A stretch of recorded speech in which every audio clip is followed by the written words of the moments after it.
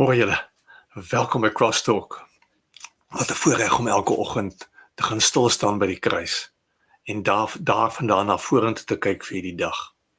En ek wil jou vanoggend aanmoedig om op hierdie pad agter Jesus wat jy gekies het te bly loop.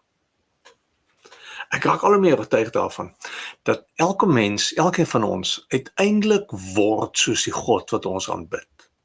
Wat bedoel ek daarmee? As jou God boekhou van elke oortreding en jy glo dit is hoe God is, sal jy ook boekhou van alles wat ander aan jou doen. As jou God maklik aanstoot neem, kleinserig is, sal jy ook maklik aanstoot neem.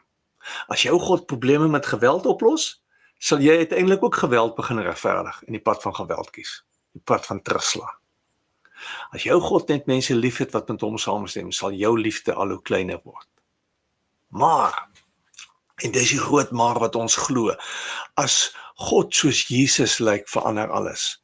Want dan begin jy vergewe, omdat jy self vergifnis ontvang het, en weet hoe dit jou vry maak.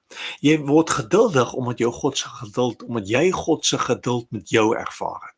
En jy word vrygewig, omdat jy sy vrygewigheid ontdek het, en soveel wat jy kry, sonder dat jy dit verdien. En jy word barmhartig en begin jy omgee, omdat sy barmhartigheid en diep omgee vir jou lewe verander het.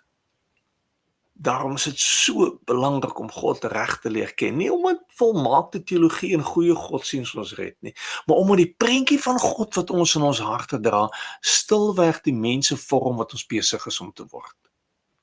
Die doel van geloof en die doel van teologie is nie om antwoorde en argumente te wen nie. Doel is om Christus so diep raak te sien en te leer ken, dat ons stap vir stap al hoe meer soos hy begin word.